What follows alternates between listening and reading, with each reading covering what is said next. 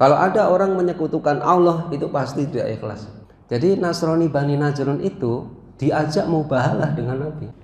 Assalamualaikum warahmatullahi wabarakatuh. Innal hamdalillahi nahmaduhu wa nasta'inuhu wa nastaghfiruh wa na'udzu billahi min syururi anfusina wa sayyiati a'malina. May yahdihillahu fahuwal muhtadi wa may yudlil falan tajida lahu waliyyan mursyida. Asyhadu an la ilaha illallah wa asyhadu anna Muhammadan abduhu wa rasuluh. Allahumma salli wa sallim wa barik ala sayyidina Muhammadin wa ala alihi wa sahbihi ajma'in. Amma ba'du. Al-mukarramun wal mutaramun, bapak-bapak, ibu-ibu jamaah salat subuh yang dirahmati Allah. Alhamdulillah pada pagi hari ini kita kembali bisa berkumpul di rumahnya Allah Subhanahu wa taala ini dalam rangka untuk melaksanakan salah satu kewajiban yang telah dibebankan Allah kepada kita semua. Yang kewajiban ini termasuk kewajiban yang sangat utama di dalam agama kita, agama Islam, yakni kewajiban untuk thalabil ilmi. Kita semua berdoa memohon kepada Allah, semoga apa yang kita kerjakan di pagi hari ini benar-benar dicatat sebagai bagian amal soleh kita di sisi Allah Subhanahu wa taala, dan juga kita mendapatkan fadilah atau keutamaan untuk duduk di dalam majelis ilmu. Allahumma amin. Al-mukarramun wal mutaramun, bapak-bapak, ibu-ibu yang dirahmati Allah Subhanahu wa taala. Pada pagi hari ini kita akan mengkaji bersama-sama satu topik yang mungkin barangkali topik ini sudah sering kita dengar atau barangkali sudah sering kita bahas, yakni terkait dengan berbuat ikhlas karena Allah Subhanahu wa taala. Para ulama telah mengatakan bahwasanya ikhlas itu merupakan salah satu syarat utama agar amal perbuatan kita mendapatkan ridho dan balasan dari Allah.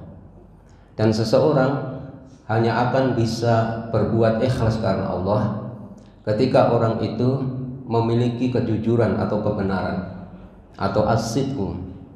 Karena as-sidqu atau kebenaran atau kejujuran itu adalah pangkal dari keikhlasan. Sedangkan kejujuran atau as-sidqu itu hanya dimiliki oleh orang-orang yang benar-benar mentauhidkan Allah Subhanahu wa taala. Oleh karena itu, para jamaah yang dirahmati Allah Subhanahu wa taala, pada saat kita membahas tentang berbuat ikhlas karena Allah, maka pada hakikatnya topik ini tidak bisa dipisahkan dengan kajian atau pembahasan yang berhubungan dengan masalah mengesahkan Allah atau mentauhidkan Allah Subhanahu wa taala.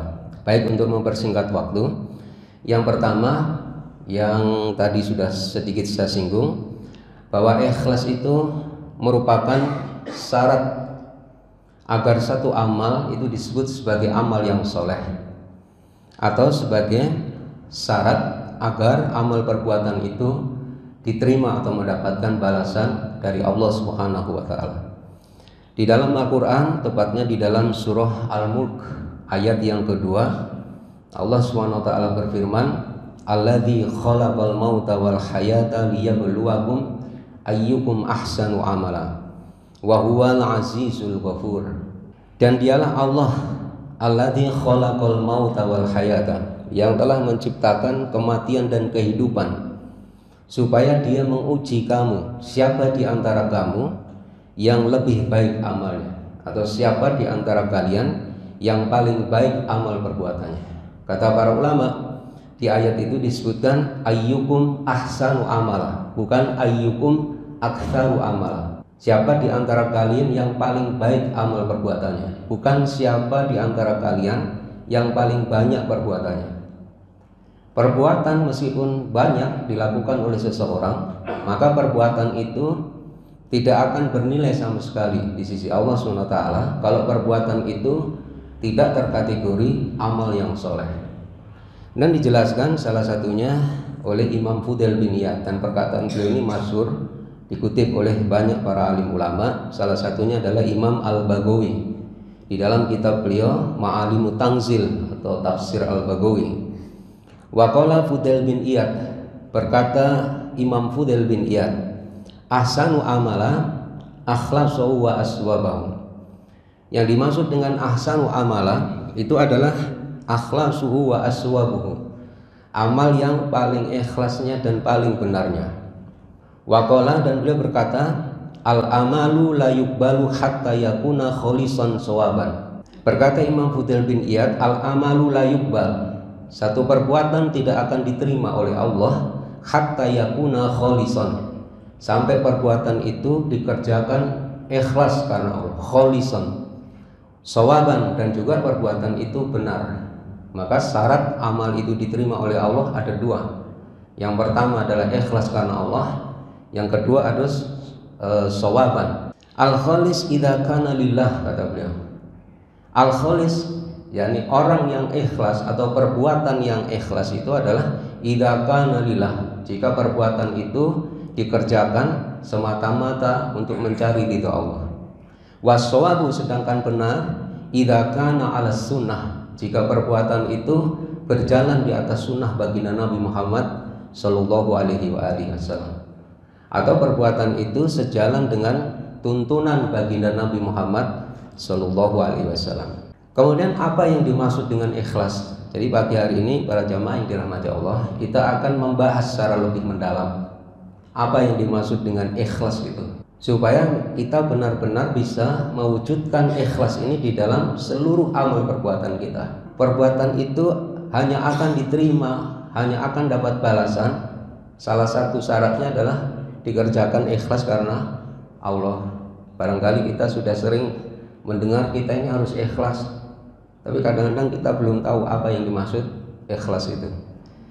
Baik, ini saya akan kutipkan satu penjelasan yang disampaikan oleh Imam Muhammad Abdul Rauf Al-Manawi. Beliau mengatakan ikhlas itu lugatan, menurut bahasa Arab, tarkur riya fi ta'ati, meninggalkan riya di dalam ketaatan. Jadi kalau kita diperintah oleh Allah SWT, para jamaah, perintah apapun, maka kita wajib untuk mentaati. Jadi menjalankan semua perintah Allah, meninggalkan semua larangan Allah, itu adalah ketaatan. Yang dimaksud ikhlas itu adalah tarkur riya, meninggalkan riya. Riya itu dari kata ro'a, yang artinya melihat. Maksudnya adalah amal perbuatan kita itu ingin dilihat oleh orang lain, atau bahasa Indonesianya mah pamer ya, supaya disaksikan, supaya dilihat oleh orang lain. Wa urfan, sedangkan menurut uruf ini maksudnya adalah tradisi para alim ulama atau kebiasaan para alim ulama ketika mereka mendefinisikan ikhlas. Ikhlas itu kata para ulama, takhlisul qalbi min kulli saubin yuqaddiru sifaahu. Yang dimaksud dengan ikhlas menurut tradisi para alim ulama adalah sucinya hati dari setiap campuran yang bisa mengeruhkan kesucian hati. Jadi secara sederhana itu begini, al-mukarramun sekalian, yang dimaksud ikhlas itu, hati kita itu harus benar-benar bersih, full hanya untuk Allah. Tidak ada satupun campuran. Kata campuran itu cuma 0,00 sekian persen. Jadi yang dimaksud ikhlas itu menurut para ulama adalah takhlisul qalbi, sucinya hati kita. Dari apa? Dari semua yang bisa mencampuri hati kita, yang bisa mengeruhkan kesucian hati. Makanya ikhlas itu adalah amal dari amal dari hati kita. Jadi hati ini betul-betul harus disucikan dari semua tendensi selain tendensi mencari ridhonya Allah SWT. Wa kullu ma yatasawwaru ayasuba ghairahu fa idza safa an saubihi wa khallasa minhi summiya khalisan wa yusamma al-fi'lu al-mukhlisu ikhlasan. Dan semua yang tergambar akan mencampuri yang lainnya.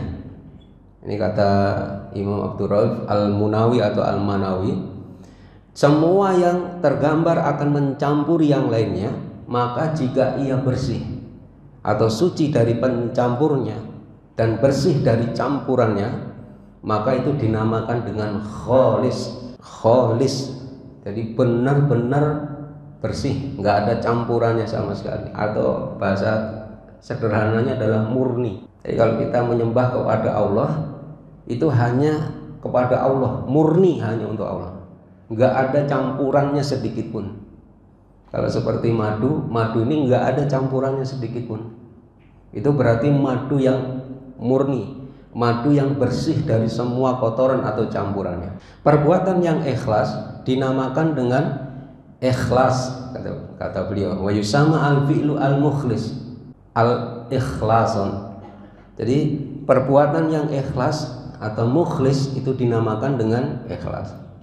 Dan juga di dalam definisi yang lain itu hampir semuanya sama. Jadi yang dimaksud dengan ikhlas itu adalah tarkur riya fi taati, meninggalkan pamer di dalam ketaatan kepada Allah. Kemudian para jamaah yang dirahmati Allah Subhanahu wa taala, ini saya akan kutipkan satu penjelasan juga yang disebut di dalam kitab Lisanul Arab yang ditulis oleh Imam Ibnu Mandur. Jadi salah satu bentuk pecahan dari kata kholaso itu adalah akhlaso. Kalau disebut akhlaso saya ikhtarohu. Jadi sesuatu yang terpilih, ikhtarohu, yang memilihnya. Kemudian di Al-Quran disebutkan di dalam surah Al-Hijr, illa ibaduka minhum al-mukhlasin. Mungkin kita dengar ya, ada kata mukhlisin, ada al-mukhlasin. Lalu apa yang dimaksud dengan al-mukhlasin? Al-mukhlasin itu bermakna al-mukhlisuna alladzina akhlasul ibadah lillahi ta'ala. Yang disebut mukhlas, mukhlas itu kan istilahnya orang yang diikhlaskan. Kalau mukhlis itu orang yang ikhlas gitu. Bentuknya maklum sama majhul aja gitu. Yang disebut dengan mukhlasin, orang-orang yang ya sebenarnya ikhlas juga sama gitu. Yang disebut dengan mukhlasin itu adalah al-mukhlisin, orang-orang yang ikhlas, alladzina akhlasu al-ibadah lillahi ta'ala, yang memurnikan ibadah hanya untuk Allah Subhanahu wa taala. Wabil mukhlasina alladzina akhlasahumullahu azza wa jalla. Jadi mukhlas itu bisa juga artinya adalah orang-orang yang Allah SWT telah mensucikan hati mereka. Jadi ada mukhlasin, ada mukhlisin. Kalau disebut mukhlisin itu berarti adalah orang yang dia itu memurnikan ibadah hanya kepada Allah. Sedangkan mukhlasin itu adalah orang-orang yang Allah telah mensucikan atau orang yang telah Allah SWT pilih. Jadi ini ada kata mukhlisin, ada mukhlasin. Di Al-Quran ada kata mukhlasin. Kemudian di dalam kitab yang sama, al-mukhlis wal mukhlis alladzina wahadallahu ta'ala kholisan. Yang disebut dengan orang yang mukhlis itu adalah orang yang mengesahkan Allah Subhanahu wa taala kholisan, dengan murni, dengan semurni-murninya, dengan sebersih-bersihnya. Walidzalika qila li suratin qul huwallahu ahad, suratul Ikhlas. Oleh karena itu dikatakan untuk surah Al-Ikhlas, surat apa itu? Qul huwallahu ahad, itu namanya adalah surat Al-Ikhlas. Qul huwallahu ahad itu semua bicara tentang tauhid, mengesahkan Allah SWT. Karena orang mukhlis itu maknanya adalah orang yang mentauhidkan Allah semata-mata, kholison, dengan murni. Jadi nggak ada campuran yang lain. Qala Ibnu Asir, berkata Imam Ibnu Asir, sumiyat bidzalika li anha kholisatun fi sifatillahi ta'ala. Disebut surah Al-Ikhlas karena dengan surat itu maka kholisatun fi sifatillahi ta'ala, maka ia telah memurnikan sifat-sifat Allah Subhanahu wa taala. Wa taqaddasa atau dia telah mensucikan sifat-sifat Allah dari semua campuran-campuran yang memang nggak boleh ada di dalam diri Allah SWT. Atau kata beliau, li'anna lafid biha qad akhlasul tauhid lillahi azza wa jalla. Atau dengan kata lain disebut surah Al-Ikhlas karena orang yang membaca surah Al-Ikhlas itu pada hakikatnya dia telah memurnikan tauhidnya hanya untuk Allah Subhanahu wa taala. Makanya para jamaah yang dirahmati Allah, kalau kita berbicara ikhlas itu sama, nggak ada bedanya kita berbicara dengan masalah tauhid, nggak ada bedanya sebetulnya. Meskipun ikhlas itu biasanya dimasukkan ke dalam ranah syariah, tapi syariah dalam konteks amalul qalbi. Jadi amal itu ada amal jawarih, ada amalul qalbi. Ikhlas misalnya, kita kalau niat itu kan termasuk amal qalbi. Niat itu harus ikhlas karena Allah. Yang terpenting adalah hadirnya niat itu di dalam hati. Walaupun tidak dilafadzkan, tidak masalah. Meskipun ada ulama yang mensarankan untuk melafadzkan niat, itu ada juga di talafut niat ya. Tapi misalnya begini, ada orang melafadzkan niat salah, misalnya sholat subuh seperti ini, dia misalnya usoli fardhu duhri misalnya, tapi hatinya dia niat sholat subuh, itu sholatnya tetap sah. Mengapa? Karena niat itu adalah amalul qalbi. Yang diperhatikan itu adalah hatinya, qalbunya. Nah, jadi ikhlas itu al-mukarramun sekalian, para jamaah sholat subuh yang dirahmati Allah, itu adalah perkara yang betul-betul erat kaitannya dengan masalah tauhid. Kalau orang pengen murni ibadahnya hanya untuk Allah SWT, maka dia harus mentauhidkan Allah. Dia tidak boleh sampai menyekutukan Allah SWT. Kalau ada orang menyekutukan Allah, itu pasti tidak ikhlas. Karena dia pasti menunjukkan amal perbuatannya bukan untuk Allah. Atau kalau dia menyekutukan Allah, dia membagi tendensi amalnya. Yang pertama untuk Allah, yang lain ada untuk selain Allah. Pada saat itulah berarti di hati kita ada campuran. Yang mestinya hanya ada di dalam hati kita, itu adalah Allah. Makanya nggak boleh hadir itu campuran-campuran yang lain. Makanya kalau orang bertauhid, itu cirinya sederhana. Orang yang bertauhid itu tandanya adalah dia pasti akan menjadi orang yang kalau nggak mukhlasin atau mukhlisin. Itu pasti seperti itu. Karena hanya orang yang mentauhidkan Allah yang bisa ikhlas, ataupun juga sebaliknya. Paus ke Indonesia ya, para jamaah ya.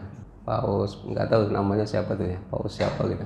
Itu kalau dikatakan apa ya istilahnya itu, orang itu ikhlas mukhlis menjalankan perintah Allah, nggak akan sampai itu memberikan sambutan pada Paus itu sampai sebegitunya gitu.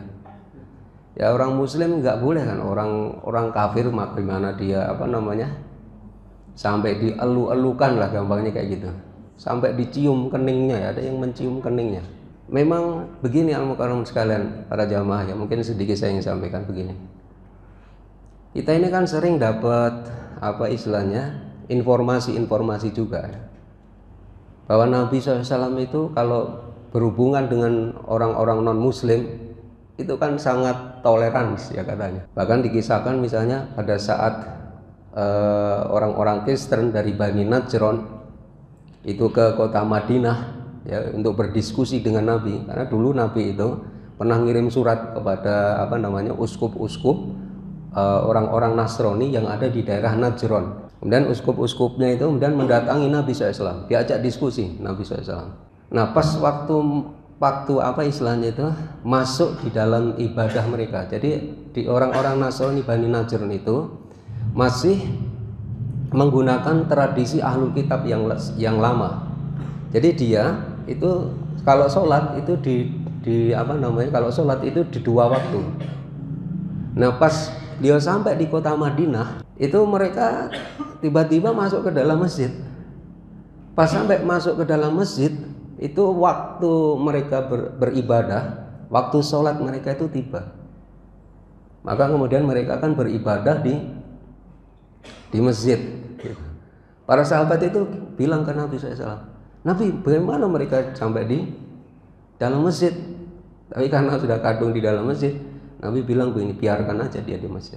Begini al-mukarramun sekalian, yang mungkin barangkali nggak sering dilanjutkan kisahnya. Jadi setelah mereka itu selesai, itu diskusi dengan baginda Nabi SAW. Nabi SAW itu kalau ketemu dengan orang-orang non-muslim, terutama pembesar-pembesarnya, itu bilangnya selalu aslim taslam. Masuklah Islam, maka kamu akan selamat. Enggak diem saja, apalagi cuman dicium, enggak. Nabi itu kalau ketemu dengan pembesar-pembesar dari orang-orang Nasrani, itu langsung diajak begitu masuk Islam.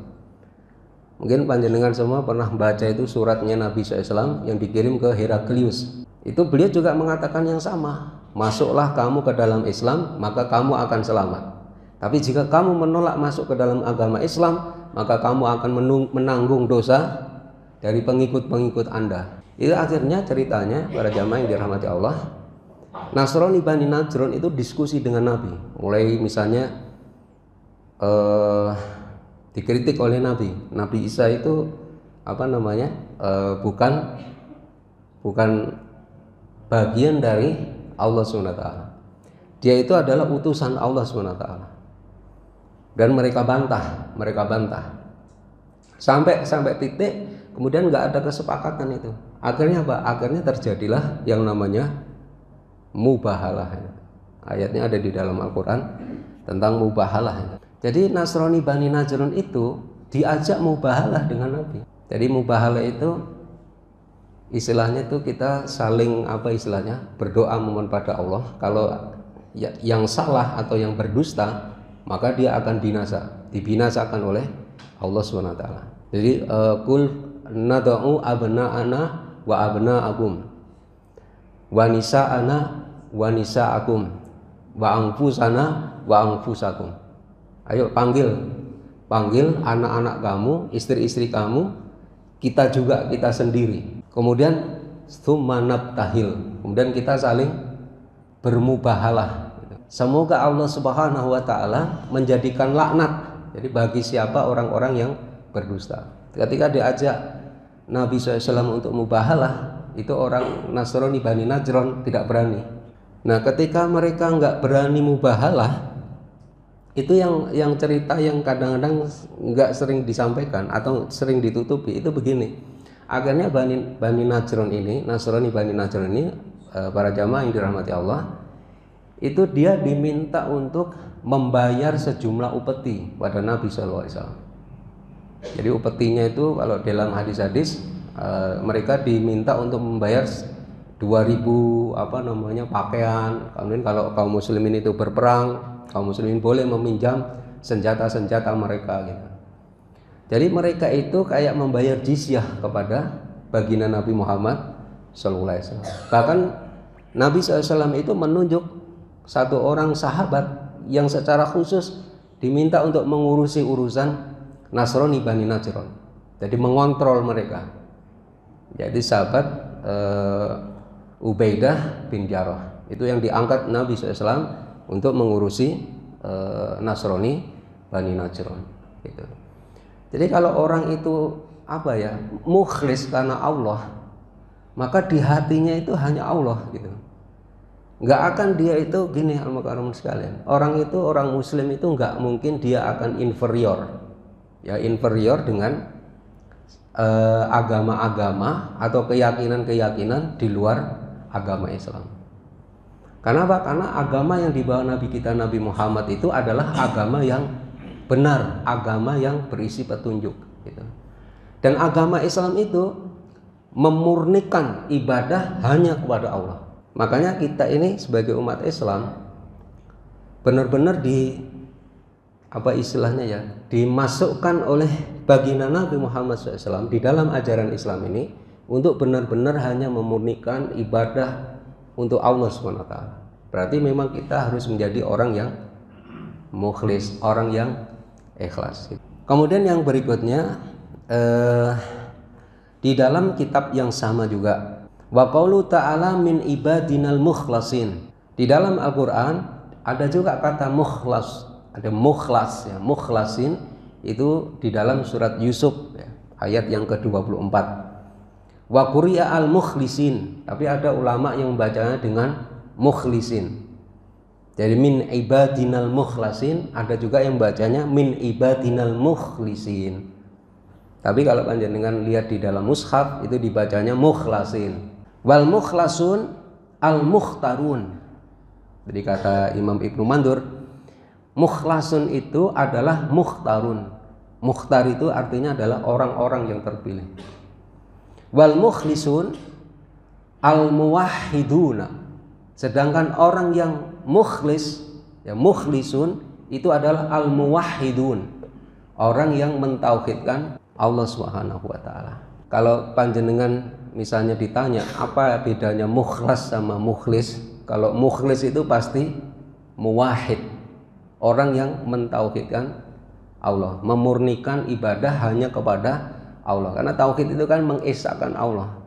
Kemudian kalau disebut mukhlasun itu adalah mukhtarun, orang-orang yang benar-benar terpilih. Jadi orang-orang yang di hatinya itu sudah dibersihkan oleh Allah SWT dari semua sifat-sifat riya atau sifat-sifat pamer. Kemudian menurut para ulama apa yang dimaksud dengan ikhlas? Mungkin para jamaah yang dirahmati Allah, kita coba simak ya penjelasan dari para alim ulama apa yang dimaksud dengan ikhlas itu. Qala al-Imam Al-Hafidz Abu Zakaria An-Nawawi As-Syafi'i rahimahullah taala, ya, berkata Imam Al-Hafidz Abu Zakaria An-Nawawi, Imam Nawawi, al-ikhlasu yang dimaksud ikhlas itu adalah tasfiyatul aqli an mulahadatil makhlukin, sucinya akal pikiran kita dari keinginan untuk mendapatkan perhatian dari makhluknya. Jadi para jamaah, kalau panjenengan beramal itu masih pengen diperhatikan orang, nyun sewu, panjenengan belum ikhlas. Karena yang dimaksud ikhlas kata Imam Nawawi itu adalah tasfiyatul aqli an mulahadatil makhlukin, sucinya akal pikiran kita dari keinginan apa? Untuk mendapatkan perhatian dari makhluk. Makanya orang yang ikhlas itu agak ndablek istilahnya. Jadi mau dikatain orang apapun terserah, karena bukan celaan manusia yang dia khawatirkan, bukan pujian manusia yang menjadikan dia bahagia, bukan.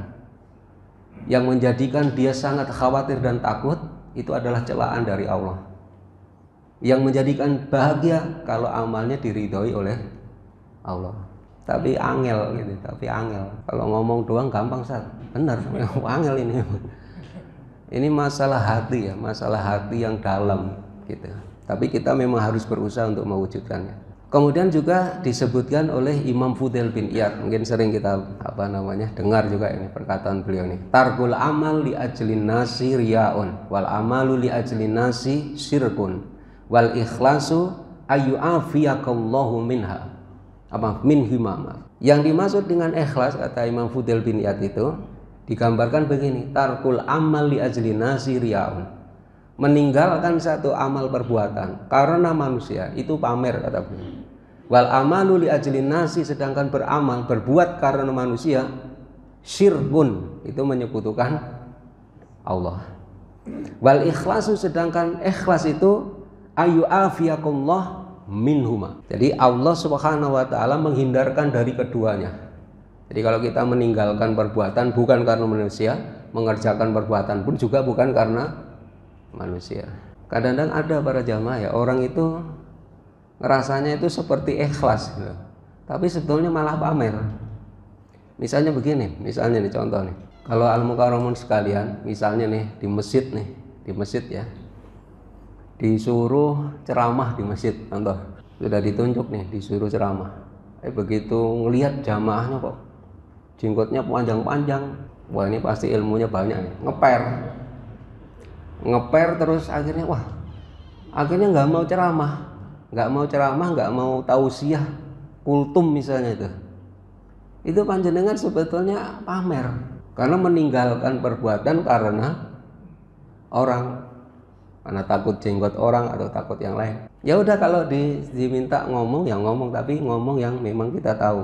Kalau yang nggak tahu jangan diomongin gitu. Baik, itu kata Imam Fudail bin Iyad.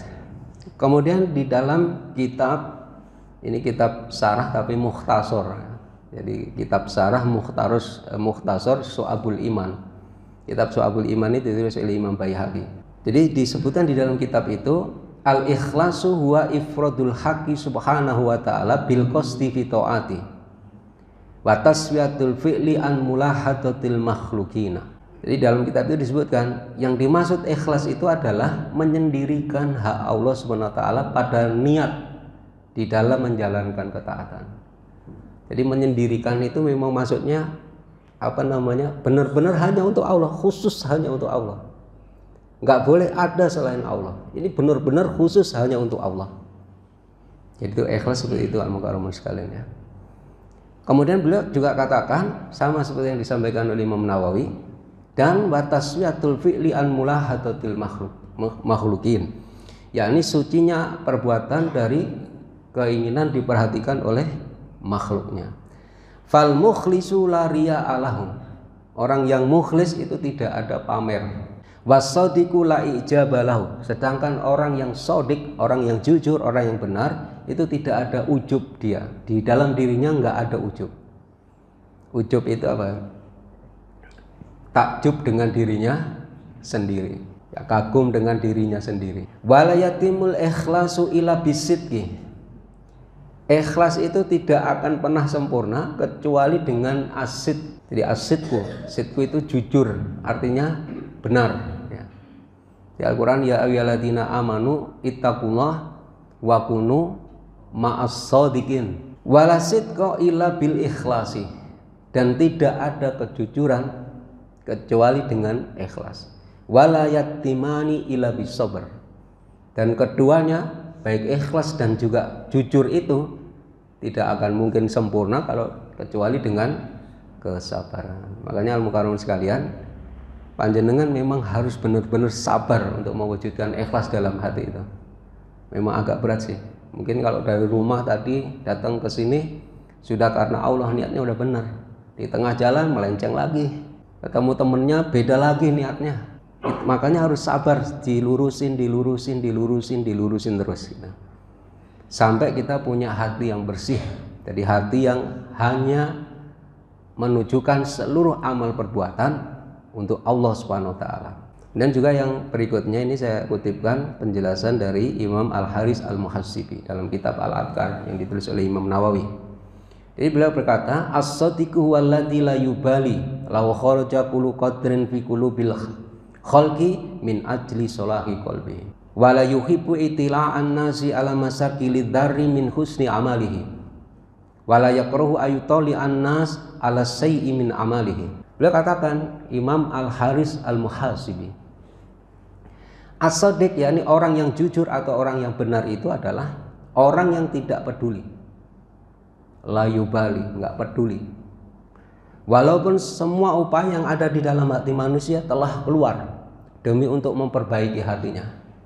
Jadi maksudnya gini al-mukarram sekalian, apapun kata orang dia udah enggak peduli. Ini kalau orang benar-benar shadiq. Para ulama mengatakan asidku asul ikhlasi, jujur itu adalah pangkal dari keikhlasan. Nah, beliau katakan orang yang shadiq, yang ini adalah pangkal dari keikhlasan, itu adalah orang yang nggak pernah peduli dengan apa? Dengan semua upaya yang dilakukan oleh manusia pada dirinya, semata-mata dalam rangka untuk memperbaiki hatinya. Itu orang yang benar-benar jujur. Dan dia tidak suka manusia itu memperhatikan kebaikannya, meskipun kebaikan yang ia lakukan itu cuman ala masakilid dari min husni amalihi, cuman seberat biji sawi dari kebaikan amal perbuatannya. Dia nggak suka diperhatikan orang, dan dia juga tidak membenci ketika manusia memperhatikan keburukan dari amal perbuatannya. Makanya orang yang ikhlas itu dikatakan oleh Imam Haris Al-Muhasibi itu orang yang la yubali, orang yang nggak pernah peduli, karena memang di hatinya hanya ingin dapat ridhonya Allah Subhanahu wa ta'ala. Kemudian ini saya lanjutkan saja, ini karena sama. Kemudian perintah ikhlas itu ada di dalam Al-Quran dan juga di dalam hadis juga banyak ya perintah-perintah untuk ikhlas. Jadi di dalam Al-Quran, di dalam surah Az-Zumar disebutkan inna anzalna ilaikal kitaba bil haqqi fa'budillaha mukhlishan lahuddin ala lillahi dinul khalis.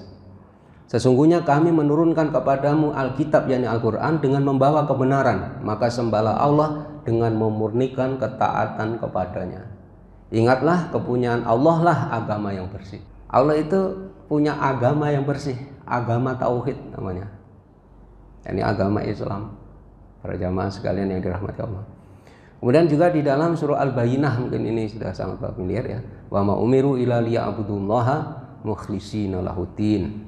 Padahal mereka tidak disuruh kecuali supaya menyembah Allah dengan memurnikan ketaatan kepadanya dalam menjalankan agama yang lurus, kunafa'ah wa yuqimus shalah wa yutuz zakah wa dzalika dinul qayyimah. Kemudian di dalam surah Al-An'am, ini kalau doa iftitah mungkin ada yang membaca versi ini ya para jamaah. Qul inna sholati wa nusuki wa mahyaya wa mamati lillahi rabbil alamin. Kecuali kalau yang baca Allahumma ba'id baini wa baina khotoya ya. Kalau yang membaca doa iftitah Allahu Akbar kabiro itu mungkin membaca ini. Tapi kalau yang pakai riwayat Allahumma ba'id baini wa baina khotoya itu mungkin nggak baca ini ya kali ya. Tapi bagus yang mana saatnya? Ya terserah jenengan lah. Doa iftitah. Jadi di dalam Al-Qur'an itu, di dalam surah Al-An'am ayat 162 itu nyata dijelaskan oleh Allah. Kul, katakanlah, maksudnya katakanlah wahai Muhammad, inna sholati, sesungguhnya sholat saya, ibadah saya, mahya, kemudian hidupku dan matiku lillahi rabbil alamin. Masya Allah. Kemudian dalam sunnah innamal a'malu binniyah wa innamal likulli imri'in manawa. Di dalam hadis riwayat Imam Bukhari dan Muslim, sesungguhnya amal itu bergantung dari niatnya. Maksud bergantung dari niatnya itu gini kaum sekalian. Amal itu dapat pahala atau tidak itu bergantung dari niatnya. Itu maksudnya. Tapi yang perlu panjenengan ketahui, ada niat itu yang menjadi syarat sahnya satu perbuatan. Kalau niat nggak ada, itu perbuatannya batal. Seperti sholat, panjenengan sholat itu harus punya niat. Panjenengan wudhu harus punya niat wudhu. Nggak boleh wudhu nggak ada niat. Terus kalau sholat, mau sholat nih, sholat apa aja, sholat sunat atau sholat wajib memasang niat. Kapan niat di dalam sholat itu? Jadi kalau dalam fikih para jamaah, niat itu dibedakan dengan azam misalnya. Azam itu cita-cita. Makanya niat itu adalah al-qasdu muqtarinan bil fi'li. Jadi niat atau kehendak yang dibarengi dengan perbuatan. Itu namanya niat. Kalau panjenengan, ini kalau di mazhab Syafi'i ya. Kalau panjenengan misalnya di rumah, niat sholat subuh tapi di rumah. Itu kalau di mazhab Syafi'i jenengan tidak disebut berniat. Niat itu pas panjenengan berdiri, pas panjenengan mau takbiratul ihram. Jadi niat itu kehendak hati yang dibarengi dengan perbuatan. Itu harus dibedakan dengan cita-cita. Niat itu beda sama cita-cita, gitu. Karena definisinya adalah dia harus muqtarinan bil fi'li. Jadi harus atau muqtaronan bil fi'li ya, dibarengi dengan perbuatan.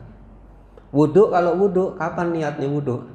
Pada saat panjenengan mau membasuh muka. Itu kalau di mazhab Syafi'i. Ustaz, boleh nggak kalau wudhu itu mulai dari sini sudah niat? Boleh, karena sudah masuk dalam gerakan wudhu. Tapi kalau yang tepat itu sebetulnya pada saat mau membasuh muka itu baru berniat untuk wudhu. Kalau ini kan sunnah ya, kalau membasuh tangan ya, kemudian berkumur, kemudian ada istinsyak atau istinsar, panjenengan memasukkan air ke dalam hidung, dikeluarkan dengan tangan kiri. Itu sunnah. Kemudian baru membasuh muka. Nah, niat itu pada saat membasuh muka. Tapi ada niat itu yang tidak menjadi syarat sahnya satu perbuatan. Puasa itu juga harus dengan niat di malam hari. Kalau puasa Ramadan itu harus ada niat. Kalau nggak ada niat, puasanya batal. Tapi ada perbuatan itu yang tetap sah walaupun tidak ada niat. Contoh misalnya jenengan, ini yang bapak-bapak misalnya ya, mencerai istrinya, walaupun di hatinya nggak ada niat mencerai, itu kan ngomong kamu saya cerai gitu, itu jatuh talak kalau dalam fikih, meskipun tidak ada niat. Tapi yang dimaksud innamal a'malu binniyat itu sesungguhnya berhubungan dengan apakah satu perbuatan kita dapat balasan atau tidak dari Allah. Nah, itu bergantung dari amal perbuatannya. Dan di dalam hadis yang panjang ya al-mukarramun sekalian, ini hadis diriwayatkan oleh Imam Muslim ya. Jadi nanti yang pertama akan diadili oleh Allah di hari akhir itu yang pertama orang yang mati syahid ya, kemudian ada orang yang dia itu belajar ilmu, belajar dan mengajarkan, kemudian yang ketiga adalah orang yang dermawan, orang yang suka memberikan hartanya. Ternyata gara-gara dia tidak benar dalam tendensinya, tidak benar dalam niatnya, tidak memurnikan niat ikhlas karena Allah, itu orang bisa dimasukkan ke dalam nerakanya Allah. Yang pertama orang yang berjihad, waktu ditanya, Anda berjihad itu sampai mati syahid untuk siapa? Untuk kamu ya Allah. Bohong. Anda berjihad itu supaya dikatakan pemberani, dimasukkan ke neraka. Begitu juga orang yang belajar dan mengajarkan ilmu, ketika dia membanggakan di hadapan Allah, ditanya juga dengan pertanyaan yang serupa, Anda melakukan seperti itu untuk siapa? Untuk kamu ya Allah. Bohong. Kamu belajar kemudian mengajarkan ilmu itu supaya dikatakan ulama atau untuk menyaingi para alim ulama, masuk juga ke dalam neraka. Orang yang suka memberikan harta, ditanya juga oleh Allah SWT dengan pertanyaan yang sama, ya untuk kamu ya Allah saya memberikan banyak harta saya. Bohong. Kamu banyak memberikan harta itu supaya dikatakan dermawan, dan itu sudah kamu dapatkan di dunia. Banyak orang mengatakan dia dermawan, tapi dia nggak dapat pahala di hari akhir, dia dapat nerakanya Allah. Dan yang terakhir para jamaah yang dirahmati Allah, ini tanda keikhlasan ya, disebutkan dalam tafsir yang ditulis oleh Imam Qurtubi. Ini beliau mengutip perkataan dari Dunun al-Misri. Beliau mengatakan begini, ada 3 perkara yang menjadi tanda keikhlasan. Yang pertama adalah tidak memperhatikan pujian dan celaan manusia. Jadi jenengan kalau beramal udah nggak usah nanti jangan-jangan dikritik orang nih nanti, atau panjenengan wah kalau saya mengerjakan perbuatan ini banyak, insya Allah banyak yang ridho deh, banyak yang senang. Jangan, kita mengerjakan perbuatan apapun itu hanya karena diperintah oleh Allah. Kemudian yang kedua, selalu lupa untuk memperlihatkan amal dalam seluruh amal perbuatannya, nggak pernah diungkap. Kalau sekarang kan jadi pamer itu kan gampang ya para jamaah ya. Alhamdulillah ini sekarang ada di hadapan Baitullah, statusnya begitu. Alhamdulillah sekarang ada di masjid, sholat subuh juga ini. Sholat subuh itu loh sampai difoto. Ada teman saya juga yang saya tegur itu, ya khotbah Jumat itu sampai diinin sendiri. Loh itu sempat-sempatnya saya. Kita ini nggak usah begitu al-mukarramun sekali. Jenengan nggak diperhatikan orang juga nggak masalah. Yang penting jangan sampai jenengan tidak diperhatikan oleh Allah. Kemudian dan mengharapkan pahala amal di akhirat. Itu tanda orang yang ikhlas. Dia nggak pengen dapat manfaat maksud saya gini. Dia di dalam beramal itu tidak ingin mendapatkan tendensi-tendensi duniawi. Jadi itu memang bonusnya kira-kira gitu ya. Nggak pernah dia pikirkan. Kemudian yang terakhir, al-qayyisu man dana nafsahu wa amila lima ba'dal mauti wal ajizu man ittaba'a nafsahu wa waha fatamanna 'alallahi. Nabi mengatakan orang yang cerdas adalah orang yang bisa menghitung-hitung dirinya dan berbuat untuk kehidupan sesudah mati, dan orang yang bodoh, kata beliau, adalah orang yang mengikutkan dirinya kepada hawa nafsunya dan berharap-harap mendapatkan ampunan dari Allah. Jadi para jamaah, mungkin barangkali itu yang bisa saya sampaikan di kesempatan pagi yang penuh keberkahan ini. Insyaallah kita tutup dengan doa kafarah majelis. Subhanakallahumma wa bihamdika asyhadu an la ilaha illa anta astaghfiruka wa atubu ilaik. Assalamualaikum warahmatullahi wabarakatuh.